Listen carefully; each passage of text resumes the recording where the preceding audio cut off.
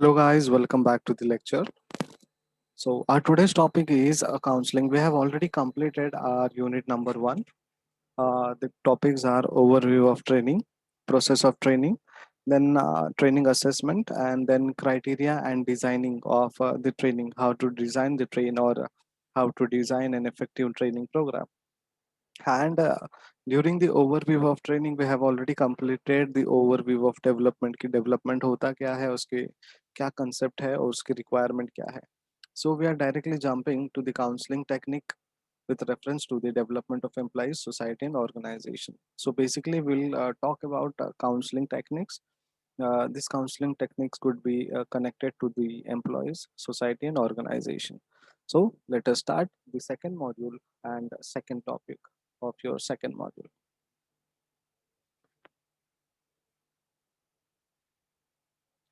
What is counseling?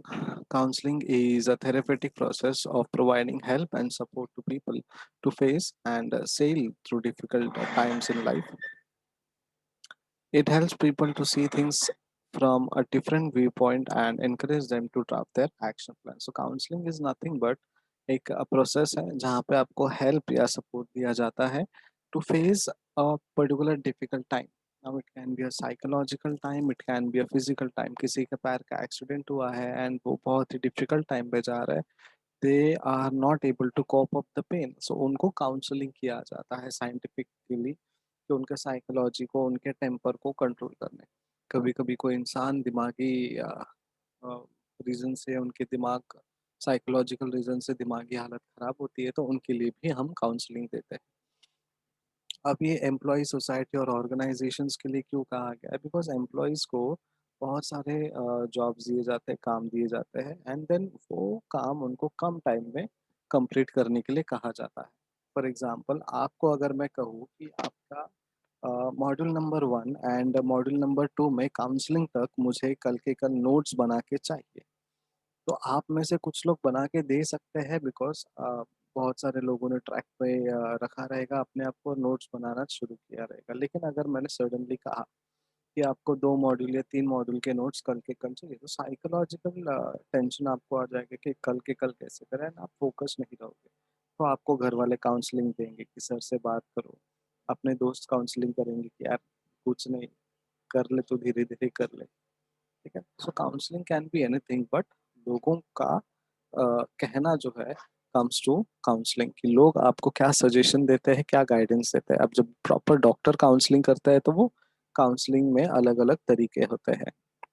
हमारे दोस्त जो देते हैं वो हमें गाइडेंस देते हैं, कुछ लोग एक्सपीरियंस शेयर करते हैं. सो काउंसलिंग के अलग अलग तरीके हैं. एक थेरेपी होता है, एक एडवाइजिंग होता है, देन सेकंड चेंज. अगर आपने कहो ना प्यार है मूवी देखा होगा, तो अमीषा पटेल को कहीं तो एक हिल स्टेशन में भेजा जाता है, क्योंकि उनके जो उस मूवी में जो फ्रेंड रहते हैं रोहित, उनका एक्सीडेंट हो जाता है और उनका डेथ हो जाता है उन्हीं के नज़रों के सामने, तो वो डिप्रेस हो जाते हैं. सो चेंज ऑफ प्लेस, ठीक है, change of location, change of people, change of atmosphere, उनको इस तरीके से काउंसलिंग किया जाता है कि आप जगह चेंज कीजिए एंड देन आप कंटिन्यूसली कांटेक्ट में रहिए, एंड देन विल टॉक कि आप कितने अच्छे फीलिंग्स आ रहे हैं या फिर आप उस जोन में से बाहर आ पा रहे हो कि नहीं आ पा रहे हो. देन लोग हेल्प करता है काउंसलिंग में. हेल्पिंग के थ्रू काउंसलिंग होता है, शेयरिंग के थ्रू काउंसलिंग होता है. शाहरुख खान और आलिया भट्ट की एक मूवी थी जहाँ पे आलिया भट्ट एक साइकोलॉजिकल डिसऑर्डर से चलती है. ठीक है, और वहाँ पे वो अपने नॉलेज को, अपने एक्सपीरियंस को शेयर करती है कि मेरे साथ ऐसा होता है, वैसा होता है, एक्स वाई जेड. तो अगर आपने वो मूवी देखी होगी तो आपको समझ में आएगा कि शेयरिंग क्या है. Then guidance, therapy and advising के थ्रू भी हम काउंसलिंग करते हैं. The need for employ counselling at work place.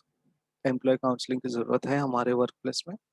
तो हाँ, ज़रूरत है बिकॉज़ बहुत सारे एम्प्लॉयज़ शॉर्ट टेम्पर्ड है, बहुत सारे एम्प्लॉयज़ बहुत चिल रहता है, काम नहीं करते तो उनसे काम कैसे करवाएँ. बहुत सारे एम्प्लॉयज़ इरिटेटिंग होते हैं, काम तो करते ही है लेकिन दिमाग भी खराब करते हैं. तो ऐसे बॉस को कंट्रोल में रखना ऐसे एम्प्लॉयज़ के साथ, या फिर ऐसा ना हो कि एम्प्लॉय काम कर रहा है, इरिटेट भी कर रहा है और बॉस ने उसके 2-3 लगा दिए. सो काउंसलिंग इज़ इम्पोर्टेंट. अलग-अलग तरीके के लोग मिलते हैं हमें. सो कब देना है? जब अनरियलिस्टिक टारगेट्स हमें मिलता है, जब अनरियलिस्टिक टारगेट्स हमारे पास होता है, एक्सेसिव वर्कलोड है हमारे पास, हम ज़्यादा एब्सेंट या लेट आते हैं काम पे, और अवेयरनेस कम होता है हमारे ऑर्गेनाइजेशंस के, हमारे काम की पॉलिसीज और प्रोसीजर्स पे, हमारा जो परफॉर्मेंस इश्यूज है वो ज़्यादा होता है, स्लिपिंग डेडलाइन होता है, करियर प्रॉब्लम्स होते हैं, तभी हम ये काउंसलिंग करते हैं। रिस्पॉन्सिबिलिटी एंड अकाउंटेबिलिटी, जब हमारे पास रिस्पॉन्सिबिलिटी है, अकाउंटेबिलिटी है, और हम वो रिस्पॉन्सिबिलिटी फुलफिल नहीं कर पा रहे, तभी लैक ऑफ टीम स्पिरिट होता है हमारे पास। अगर हम किसी टीम में काम नहीं कर पा रहे तो क्यों नहीं कर पा रहे, क्या प्रॉब्लम्स है, इंटरपर्सनल रिलेशंस जो हमारे सुपीरियर्स के साथ है, सबॉर्डिनेट के साथ है, वो कैसे है, अगर अच्छा है तो वेल एंड गुड, नहीं है तो क्यों नहीं है, इसके लिए काउंसलिंग किया जाता है। Problems in adjusting to organisational cultures, family problem, behavioural issues, tendencies etcetera. तो ये सारे प्रॉब्लम्स होते हैं, तभी जाके हम काउंसलिंग करते हैं। अब वो आइडेंटिफाइज द नीड, कौन आइडेंटिफाई करता है, तो काउंसलर सेंटर्ड काउंसलिंग है और काउंसली सेंटर्ड काउंसलिंग है। ठीक है। काउंसलर सेंटर्ड काउंसलिंग में क्या होता है, लाइन मैनेजर या ह्यूमन रिसोर्स जो मैनेजर है, वो काउंसलिंग के लिए बोलता है कि you should go for counselling. फिर उसके बाद सुपरवाइजर्स होता है, वो डिटरमाइन करता है कि आपके साथ प्रॉब्लम क्या हो रहा है। फिर सुपरवाइजर ही सॉल्यूशन देता है कि अगर ये प्रॉब्लम है तो आप ऐसे ऐसे काम करो। ठीक है। Then supervisor takes responsibility for success of counselling session.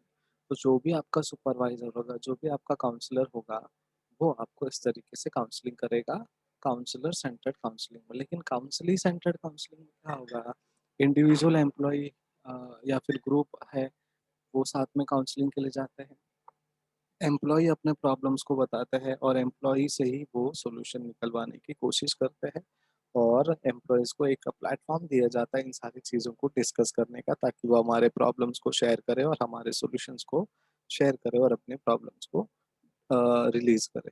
अब ये क्यों किया जाता है? ठीक है।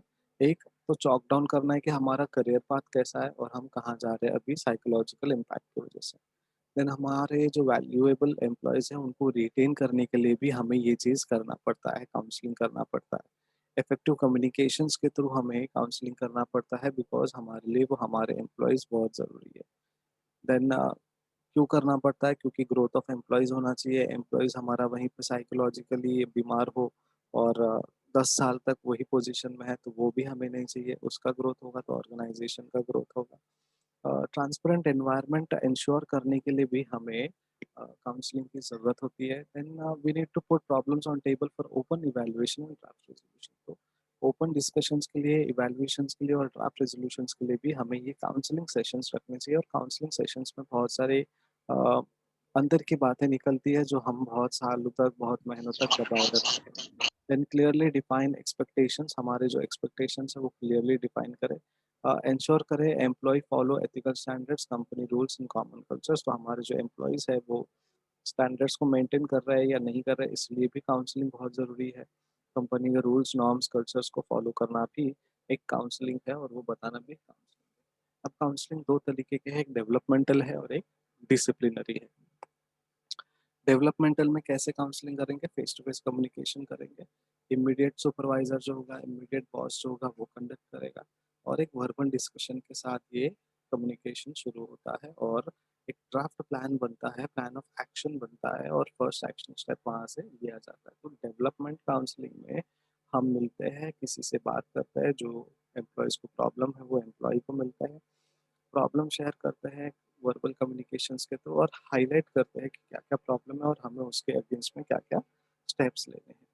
Then disciplinary mode of counselling में जाएंगे तो प्री पेनलाइजेशन जाएंगे हम, पहले उनको पेनलाइज करेंगे, फिर ह्यूमन रिसोर्स डिपार्टमेंट कुछ मीटिंग कंडक्ट करेगा, फिर उनको वार्निंग देंगे, हम वार्निंग लेटर देंगे, फिर ड्राफ्ट प्लान ऑफ एक्शन देंगे कि अगर नेक्स्ट टाइम से ये रिपीट हुआ तो आपके साथ क्या क्या एक्शन हो सकता है।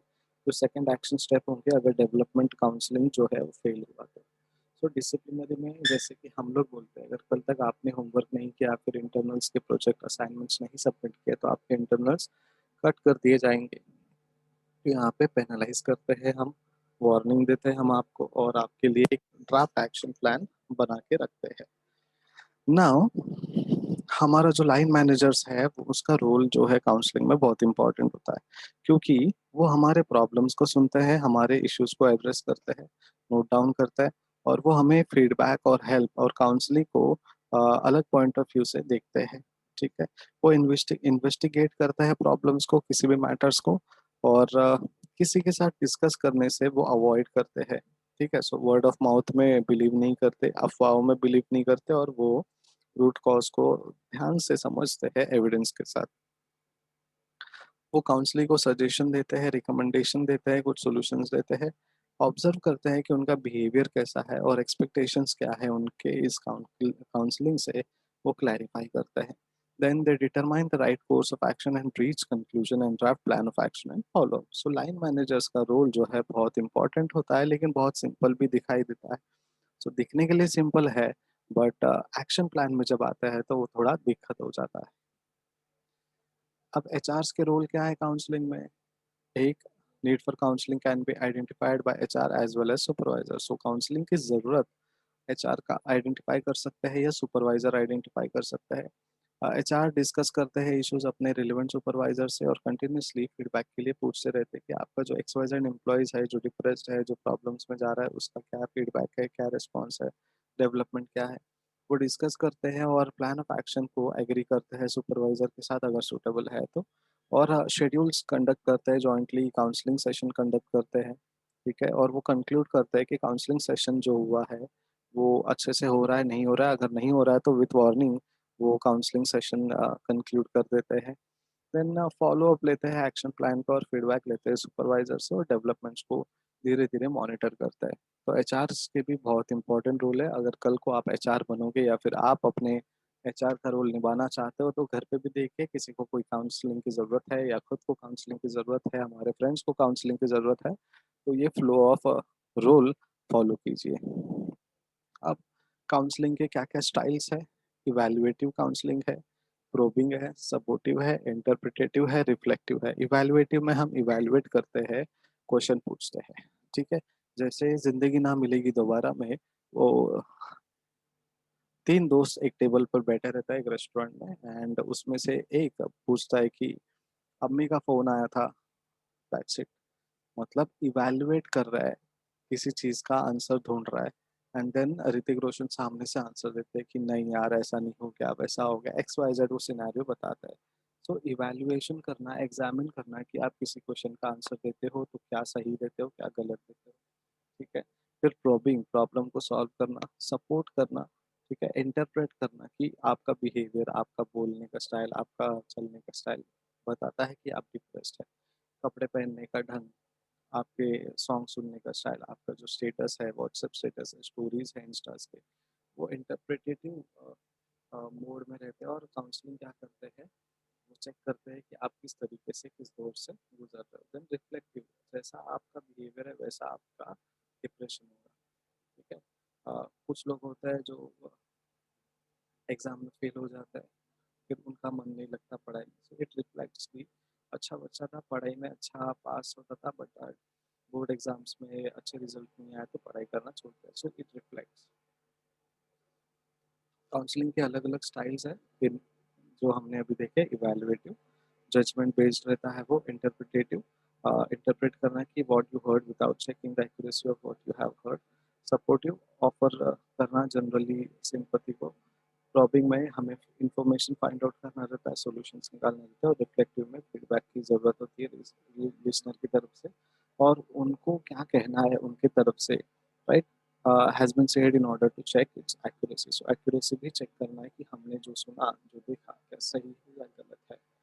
Then assess your counselling styles. हमारे काउंसलिंग स्टाइल को एसेस करना भी बहुत ज़रूरी है, क्योंकि बेस्ट काउंसलर वो होता है जो combination of reflective and probable responses को यूज़ करता है, और अपने स्टाफ को इनकरेज करता है कि वो अपने प्रॉब्लम्स को ढूंढे और अपने ही प्रॉब्लम्स के ऊपर खुद ही सॉल्यूशन निकाले। सो अल्टीमेटली एक बेस्ट स्टाइल है जिसका जो सॉल्यूशन है वो आप ही सुटेबल तरीके से अपने सिचुएशन के हिसाब से डिराइव करते हो।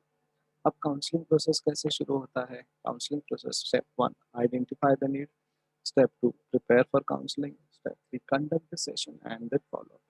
प्रॉब्लम आइडेंटिफाई करो, इंसान आइडेंटिफाई करो जो डिप्रेस है या जिन्हें काउंसलिंग की ज़रूरत है, प्रिपेयर करो काउंसलिंग के लिए एक जगह। ठीक है, वो सेशन कंडक्ट करो एंड देन बाद में उनसे पूछो कि उस दिन काउंसलिंग किया था उससे क्या रिजल्ट आया, जो हमने एक्शन प्लान बनाया उससे क्या रिजल्ट आया। तो ये हमारे काउंसलिंग के प्रोसीजर्स हैं, right? So identify the need, observe the situation, event or issue, compare the current situation with the desired one, focus on two-way communication, interactive sessions. इन सारे चीज़ों की वजह से हमें आइडेंटिफाई करना है कि काउंसलिंग की ज़रूरत है इस पर पर्टिकुलर इंसान को, एक ग्रुप ऑफ इंसान को। तो हाँ है तो काउंसलिंग का सेकंड स्टेप हम करेंगे, हम सूटेबल प्लेस, जगह और टाइम नोटिफाई करेंगे कि किन्हें आना है काउंसलिंग के लिए, इंडिविजुअल को या ग्रुप को। ठीक है, वो ऑर्गेनाइजेशन इन्फॉर्म करेगा, सेशंस के आउटलाइंस बताएंगे आपको, काउंसलिंग के स्ट्रेटजीज बताएंगे कि क्या हम काउंसलिंग करने वाले हैं, और वो राइट एटमॉस्फेयर बना के रखेंगे आपकी काउंसलिंग के लिए। देन काउंसलिंग कंडक्ट करेंगे, काउंसलिंग सेशन जो है वो कंडक्ट करेंगे। सेशंस का ओपनिंग होगा, डिस्कशन होगा, सेशंस का डेवलपमेंट प्लान होगा कि हम लोग क्या क्या आगे करने वाले हैं, और ये काउंसलिंग क्यों दिया जा रहा है आपको, और आपको जो प्रॉब्लम है उसका सोल्यूशन क्या है। Recording and closing the session, आपके क्लोजिंग में आपने क्या क्या लिखा, क्या क्या बताया, वो रिकॉर्ड करना, कितने लोग आए वो रिकॉर्ड करना, और सेशंस को क्लोज करना। देन फॉलो अप में हम सबॉर्डिनेट्स के साथ बैठकर बात करते हैं कि जो प्लान ऑफ एक्शन किया है वो सक्सेसफुली इम्प्लीमेंट हो रहा है या नहीं हो रहा है। रिव्यू करना है कि प्लान ऑफ एक्शन जो दिया है वो बरोबर आपके सिचुएशन को सूट करता है, डिजायर्ड रिजल्ट दे रहा है, डिजायर्ड रिजल्ट दे रहा है या नहीं दे रहा है। एंड अमेंड करना प्लान ऑफ एक्शन को अगर रिक्वायर्ड है तो। और जो भी सेशंस इंक्लूड हुए फॉलो अप काउंसलिंग में, वो ने के जो मेजर्स है वो हमें लिखना है और इन्फॉर्म करना है कि हायर अथॉरिटी को कि हमने जो भी फॉलो अप लिया है वो इस तरीके से हमारे पास है। अब काउंसलिंग स्किल्स में आपको क्या क्या चाहिए, आप एक्टिव लिसनिंग होनी चाहिए, अप्रोप्रिएट बॉडी लैंग्वेज होनी चाहिए आपके पास काउंसलिंग स्किल करने के लिए, मतलब काउंसलिंग करने के लिए। अगर काउंसलर ही डिप्रेस्ड है तो काउंसलिंग क्या करेगा, डॉक्टर ही बीमार है तो क्या हम डॉक्टर के पास जाएंगे, नहीं जाएंगे। सो ये सारे स्किल्स इंपॉर्टेंट है, एक्टिव लिसनिंग हो गया, अप्रोप्रिएट बॉडी लैंग्वेज हो गया, इंटेलिजेंट क्वेश्चनिंग हो गया, बिकॉज क्वेश्चनिंग इज इम्पॉर्टेंट। जब तक क्वेश्चन इंटेलिजेंटली नहीं होगा तब सामने वाला जो काउंसली है वो क्या आपको जवाब देगा। प्रॉब्लम सॉल्वर होना चाहिए, डिसीजन मेकर होना चाहिए, कनेक्टिंग एंड रिफ्लेक्टिंग बैक, मतलब किसी डॉट्स को कनेक्ट करना और किसी चीज़ को रिफ्लेक्टिव तरीके से देखना, म्यूचुअल इन्फ्लुएंसिंग होना चाहिए, और नॉन वर्बल बिहेवियर को रीड करना आना चाहिए, सुपीरियरिटी और पैट्रोनेज को इम्पोज करना चाहिए, और कंक्लूजन्स में आने की क्षमता होनी चाहिए, और रिकमेंडेशंस देने की क्षमता उन्हें होनी चाहिए। अब qualities of an effective counsellor, qualities क्या होनी चाहिए, देखिए ये हमने स्किल्स की बात की, अब हम बात कर रहे हैं क्वालिटीज की। एम्पैथेटिक होने चाहिए, रेस्पेक्टफुल होने चाहिए, वार्म गर्म दिली होनी चाहिए, वो एक्टिव होनी चाहिए, बेसिकली वार्म का मतलब है बहुत सारी चीज़ों को कॉन्फिडेंशियल रखने वाले क्वालिटी के होने चाहिए, हॉनेस्ट होने चाहिए, अटेंटिव लिसनिंग स्किल्स होने चाहिए, ठीक है, ओपन एंडेड होना चाहिए, अनबायस्ड होना चाहिए कि हमने किसी का इन्फॉर्मेशन किसी और को नहीं दिया या फिर किसी और का सिचुएशन आपके सिचुएशन से कंपेयर नहीं किया, ऐसा नहीं होना चाहिए। देन अंडरस्टैंडेबल होना चाहिए, अनहरीड होना चाहिए, एकदम स्लो काम एंड एज पर सिचुएशन जानी चाहिए, भाई नहीं करनी चाहिए कि यार और 10 बंदे बैठे हैं, मुझे 5 बजे घर जाना है, आप अपने प्रॉब्लम जल्दी जल्दी बताओ, ठीक है। सो एकदम अच्छे से टाइम कंज्यूम करके अच्छे से उन्हें काउंसलिंग करने वाले लोग चाहिए। अथॉरिटी होनी चाहिए काउंसलर के पास। काउंसलिंग एरर्स अवॉइड करने के लिए क्या क्या हम कर सकते हैं। डोमिनेटिंग द काउंसलिंग सेशन, हम काउंसलिंग सेशन को डोमिनेट नहीं करना चाहिए, किसी भी अननेसेसरी और इनएप्रोप्रिएट एडवाइस नहीं देना चाहिए किसी को, किसी की बातें नहीं सुनना, वो भी एक एरर है। Projecting personal likes dislike and biases, हमारे पर्सनल लाइक्स डिसलाइक और बायसेस मैटर नहीं करते। रैश जजमेंट नहीं देना चाहिए, स्टीरियोटाइप नहीं होना चाहिए, ठीक है, और इमोशनल कंट्रोल हमेशा रहना चाहिए, लूज नहीं होना चाहिए। हमारा जो एब्सेंस ऑफ एक्शन प्लान है, इम्प्रॉपर फॉलोअप है, वो अवॉइड करना चाहिए, नहीं तो वो काउंसलिंग एरर हो जाएगा। और सिंगल काउंसलिंग स्टाइल को अवॉइड करना चाहिए, और प्राइवेसी फैक्टर को नेगलेक्ट करना चाहिए हमें, तभी जाके हम एरर्स को अवॉइड कर सकते हैं। अब बेनिफिट्स ऑफ काउंसलिंग काउंसलिंग क्या है, एक तो decrease cost related to turnover and absenteeism, जो भी हमने प्रॉब्लम्स बोले थे वो सारे यहाँ पे सोल्यूशन हो जाता है। Improvement in employees performance, increase in productivity, behaviour problems जो है वो brought about by organizational change, helps in superior decision making, assets in understanding the situation more objectively, facilitates to look at the situation with new perspective, motivates to search for alternate solutions to problems. तो ये सारे problems थे हमारे लिए कि counselling क्यों करना चाहिए, तो इन सारे रीजंस की वजह से करना चाहिए। और काउंसलिंग के बेनिफिट्स क्या है, तो वही सारे बेनिफिट्स हैं हमारे लिए। So that's it for today. कोई भी डाउट हो तो यू कैन आस्क और else will wind up the class.